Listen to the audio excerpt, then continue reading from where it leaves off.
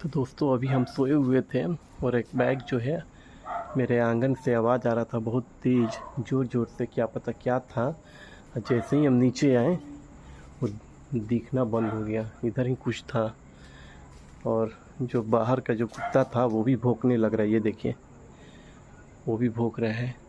कुछ तो ज़रूर था। जैसे ही हम आए ना तो दिख नहीं रहा है।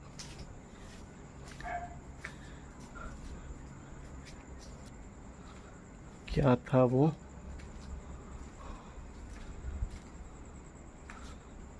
समझ में नहीं आ रहा है, लेकिन बहुत तेज़ आवाज़ आया था, ये देखिए। और इधर से ही एकदम बाहर भागते हुए, कुछ नहीं, का बंदर था कि क्या था कुछ मालूम नहीं।